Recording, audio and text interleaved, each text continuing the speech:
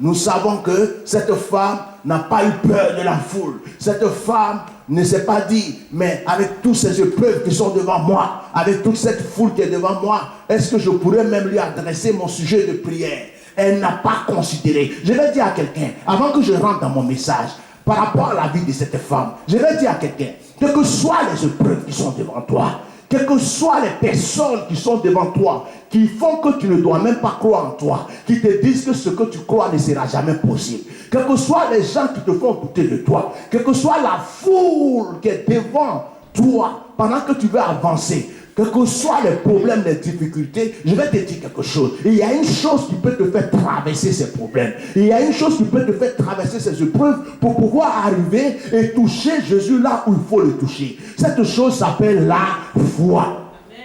Je vais dire à quelqu'un, tout le monde était en train de toucher Jésus en ce moment. Tout le monde était en train de le presser. Il était dans une foule immense. Les gens étaient autour de lui. Et toutes ces personnes avaient leurs problèmes. Certains l'ont suivi depuis longtemps. Certains continuent à le suivre de ville en ville. Mais Jésus n'a jamais dit qu'eux l'ont touché. Mais cette femme, elle a simplement appris que Jésus arrivait. Elle s'est approchée. Elle a dit, je sais que si je le touche, je serai guéri. Vous savez pourquoi? Lorsqu'elle a touché Jésus, Jésus a dit, une force est sortie de moi. C'est à cause de la manifestation de sa foi. Mais je vais vous dire quelque chose. C'est que ceux qui étaient autour de Jésus aussi avaient déjà la foi. Ceux qui suivaient Jésus depuis longtemps avaient déjà la foi. Mais pourquoi Jésus va considérer la foi de cette femme? Parce que cette femme est venue avec une déclaration de foi. Elle n'est pas venue simplement avec sa foi, mais elle est venue avec la déclaration de sa foi. Vous n'acclamez pas ce soir. J'ai l'impression que vous dormez. J'ai l'impression que vous n'écoutez pas la profondeur des messages qui sortent. Alléluia. Cette femme est venue avec la déclaration de la foi.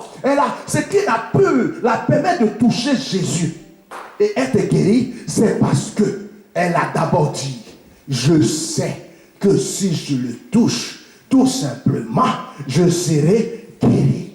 Amen. Elle ne le connaissait pas. Elle ne l'avait jamais vu. Elle a simplement entendu parler. On lui a dit qu'il y a un Jésus qui passe dans la ville. Et ce Jésus guérit les malades. On ne lui a jamais expliqué et dit que si tu touchais le bout de son vêtement, tu seras guéri. On n'a jamais dit cela à cette femme. On lui a simplement dit que Jésus guérissait les malades.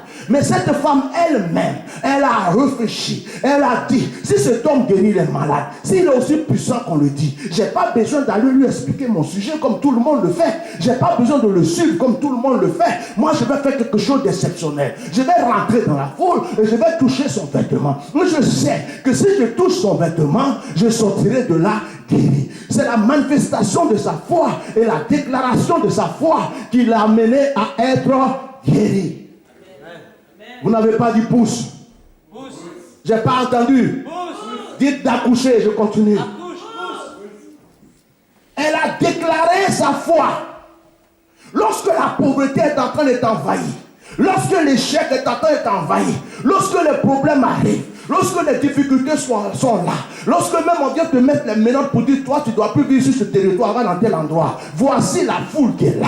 Mais il y a une chose qui peut te faire sortir de là avec les ossements. Cette chose, ce n'est pas tout simplement croire dans ton cœur Jésus, est-ce que Jésus est Seigneur. Ce n'est pas tout simplement croire que Jésus peut tout. Cette chose, c'est quoi? C'est déjà la manifestation de ta foi. C'est-à-dire que la foi doit être provoquée dans ton cœur. À partir du moment où elle est provoquée dans ton cœur, tu dois te rappeler que le monde a été créé par la parole et que tout vient par la parole, que tout ce que tu déclares va s'accomplir. Et tu te rappelles aussitôt que Jésus a dit, tout ce que vous demanderez à mon nom vous sera accordé. Parce que la parole qui sort de ta bouche agit. Et en ce moment, qu'est-ce que tu fais? Tu déclares une parole. Tu dis, je sais que vous dites que ce n'est pas possible, mais moi, au nom de mon Jésus, ça devient maintenant possible. Donc la parole que tu sors, automatiquement rend la chose possible. Oh, on dirait que le froid vous a cogné aujourd'hui. Alléluia. Cette déclaration déclenche la chose. La déclaration de la foi. On te regarde, on dit, toi tu ne réussiras jamais dans ta vie. La déclaration de la foi de ta bouche qui dit, vous vous trompez, je réussirai plus que vous, je serai au-dessus de vous, je serai à la tête, et c'est moi-même qu'on viendrait voir souvent pour que je règle vos problèmes. Amen. Cette parole déclarée s'accomplira si elle sort avec la foi. Amen. Oh my God. on va survoler cette femme et on va avancer vers la fille de Jairus. Voici encore une foule de personnes qui encerclent Jésus. Mais un monsieur quitte à la maison avec son sujet de prière. Pendant que le monsieur arrivait, que Jairus arrivait, Jairus craignait que sa fille ne meure, mais sa fille n'était pas morte. Que quelqu'un répète, elle n'était pas encore morte. Elle n'était pas encore morte. Vous vous rappelez que quelqu'un est venu voir Jésus une fois pour lui dire que son fils était malade. Et Jésus a dit, va, ton fils est guéri. La Bible dit que quand le monsieur est rentré à la maison, les serviteurs l'ont accueilli. Et les serviteurs lui ont dit, ton enfant est guéri. Et Jésus a posé la question, à quelle heure est-ce qu'il a été guéri? Et les disciples ont dit, à telle heure. Et le monsieur s'est rappelé que c'était au même moment que Jésus avait dit que l'enfant était guéri, que l'enfant a été guéri à la maison. Amen. Aussitôt dit, aussitôt fait. Donc, quand Jairus est venu voir Jésus, Jairus a dit, ma fille est malade. Jésus a dit, ne t'inquiète pas. Elle n'est pas morte ou elle ne va pas mourir. Cela veut dire quoi? Cela veut dire que l'enfant était déjà en bonne santé et en vie. Mais ceux qui étaient autour de l'enfant étaient remplis de doutes, d'incrédulité. Donc eux n'avaient pas le droit de voir la manifestation de la résurrection de cet enfant. C'est d'ailleurs pour cela qu'après vous allez vous rendre compte que quand Jésus est arrivé, parce qu'il ne veut pas opérer ce miracle parmi les gens qui ont le doute, il a fait sortir seulement tout le monde. Il a choisi le Père. Pourquoi le Père? Parce que cet enfant vient de lui. Il a choisi la mère. Pourquoi la mère? C'est elle qui a enfanté cet enfant. Et il a choisi les 3 disciples qu'il a vu en eux qu'ils avaient la foi. Et je vais vous dire quelque chose. Dieu fait souvent des tris avant d'opérer les miracles. Il y a des choses que Dieu va te donner, il ne te donnera pas parmi tout le monde. Il y a des choses que Dieu va te donner, il va te donner en privé. Il y a des choses que Dieu va te donner, il va te donner devant une seule personne. Ce n'est pas devant tout le monde, un monde entier que Dieu viendra te parler de foi. Dieu aime de foi, fait des choses grandes en privé avec toi. Dis Amen. Amen. Bien-aimé, le Seigneur entend que la fille est morte. Ce qui est intéressant, c'est que quand le père de la fille est arrivé, il dit à Jésus, ma fille est malade. Remarquez que Jésus ne l'écoute même pas. Jésus ne l'écoute pas parce qu'il sait que lui-même là, Jésus, il est la solution. À partir du moment où tu t'es déplacé, quelles que soient toutes tes épreuves, que tu es arrivé devant Jésus, lamente-toi, pleure, crie, chante. Jésus est déjà la solution. Amen. Tes émotions ne les dérangent pas. Parce qu'il sait qu'il suffit qu'il adresse une parole, tu as déjà la solution. Amen. Ce n'est pas les émotions que Jésus regarde. Ce n'est pas quand tu pries. Ce n'est pas quand tu pleures. Ce n'est pas quand tu te couches. Ce n'est pas quand tu sautes. Lui, il sait qu'il te regarde. Au moment précis, à l'heure fixée, il va dire une parole. Et quand il dira cette parole, ça s'accomplit. Et cette parole, il peut la dire pendant que tu es couché comme la fille de Jairus, que tu n'as plus d'espoir. Cette parole, il peut le dire au moment où il y a plein de doutes autour de toi, qu'il y a des gens qui ne croient plus en toi. Mais quand il arrive, il les dégage tous. Et il déclare sa parole. Et tu dois te lever de ce lit comme la fille de Jairus. Alors je suis en train de dire à quelqu'un qu'à cause de ce message qui sort, tu vas surprendre certaines personnes. Certaines personnes sont en train de rigoler de ta vie. Certaines personnes sont en train de croire que c'est fini pour toi. Lui, il croit qu'il va évoluer. Oh, elle est folle. Oui, lui, il est fou. Qu'est-ce qu'il est en train de faire? Tu es couché sur le lit comme la fille de Jairus. Les gens qui sont là, qui faisaient semblant de pleurer, ils faisaient semblant de consoler, ils faisaient semblant de t'encourager, au contraire, se moquent de toi derrière, en disant, on va voir ce qu'il va devenir. On va voir ce qu'elle va devenir. Je vais te dire quelque chose. Jésus va les surprendre. Il va les surprendre parce que quand il va arriver, il va leur dire, sortez. Vous n'avez plus rien à faire ici. Il va d'abord chasser leur présence. Et quand il chasse présence, il va rentrer avec toi dans l'intimité. Et quand il sera avec toi dans l'intimité, Jésus va dire, lève-toi maintenant, va dans ta gloire. Amen. Bien-aimé, Jésus écoute donc le père de Jairus. Et quelqu'un arrive en même temps que Jésus faisait, je vais dire semblant même de ne pas entendre ce qu'il disait. Quelqu'un vient lui dire, laisse le maître tranquille.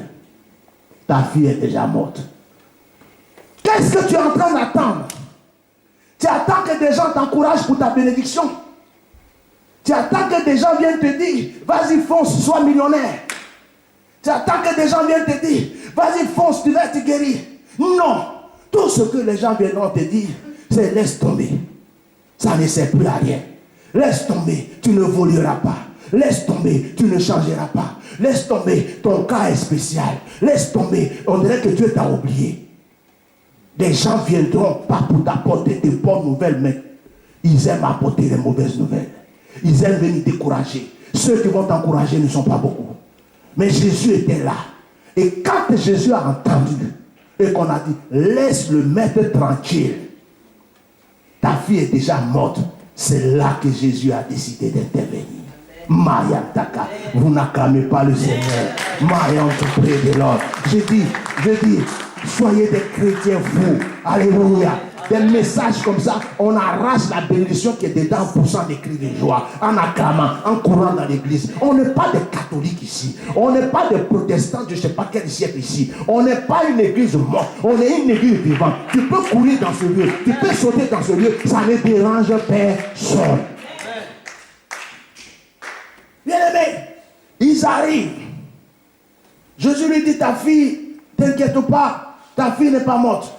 Le monsieur garde la foi. Il pouvait dire à Jésus, écoute, ça ne sert même plus à rien. Et pleurer, se lamenter. Les gens le consolent, mais il n'arrive pas à être consolé. Non, Jairus n'a pas fait cela. Quand Jésus a dit, ne t'inquiète pas, ta fille n'est pas morte, qu'est-ce qu'il a fait? Il a suivi Jésus. Malgré qu'il avait la douleur dans le cœur. Il est allé avec lui. Parce qu'il faisait confiance en cet homme. Il disait, cet homme, s'il dit que ma fille n'est pas morte, c'est qu'il a la solution, elle n'est pas morte. Quand ils sont arrivés, les gens se lamentaient. Il dit, oh, sortez d'ici. Cet enfant n'est pas morte. La Bible dit que les gens se sont mis à se moquer de qui? De Jésus. Tu es en train de dire qu'on se moque de toi. Tu es en train de dire qu'on te critique. Tu es en train de dire qu'on te calomnie. Quand on te dit une parole, ça te blesse. Quand on te dit quelque chose, il y a des... Donc, mais j'ai dit, Jésus même on s'est moqué de lui. Pendant qu'il était en train d'opérer les miracles, on se moquait de lui. On savait que cet homme-là, une femme qui perdait le sang depuis 12 ans, venait de le toucher, il n'y a même pas une heure. Elle a été guérie. Mais les mêmes personnes qui ont vu ce miracle étaient en train de se moquer de lui devant la mort de la fille de Jairus. Est-ce que Jésus s'est occupé de leur moquerie? Non. Parce il savait qui il était et il avait un but.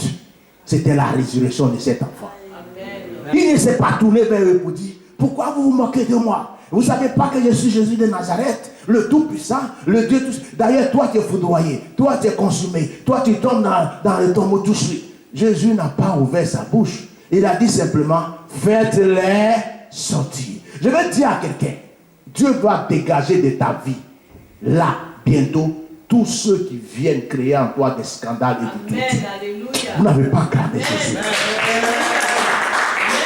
Que ce soit en Afrique, que ce soit ici en Europe, que ce soit dans n'importe quel pays, n'importe quelle terre, que ce soit même sur Internet, que ce soit partout, dans tous les milieux, tous ceux qui entendent parler de toi, qui te connaissent physiquement et spirituellement, qui sont en train d'être une occasion de chute, qui sont en train de vouloir bloquer ta bénédiction, d'empêcher l'intervention de Dieu, Jésus a pris la décision ce soir de leur dire, sortez, j'ai un miracle à opérer.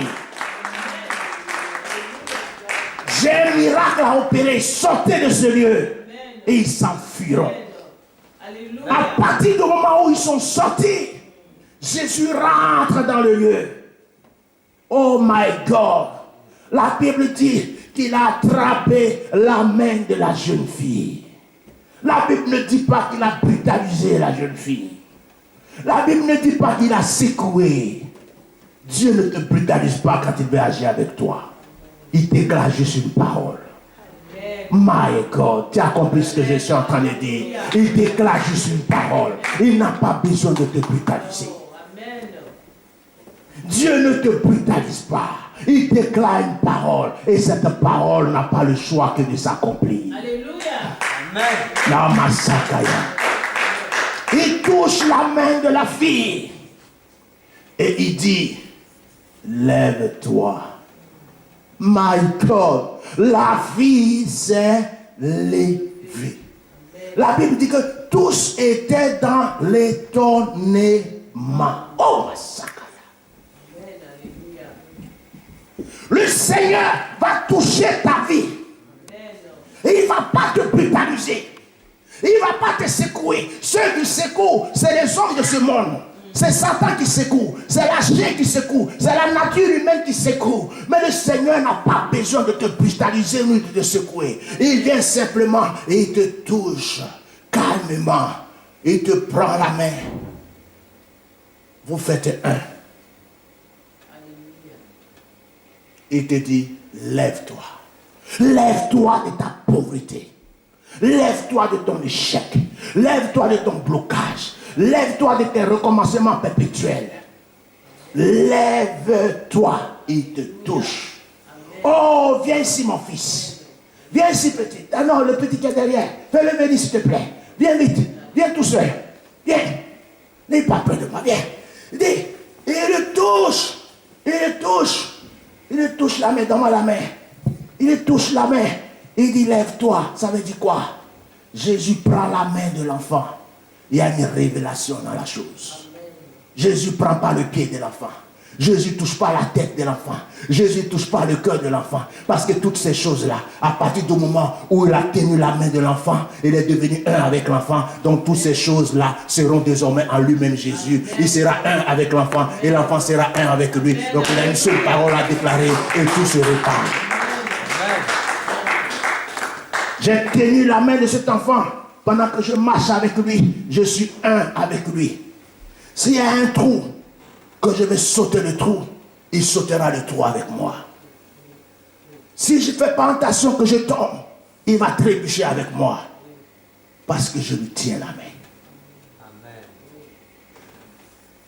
Oh, ma sakaya. Bien aimé.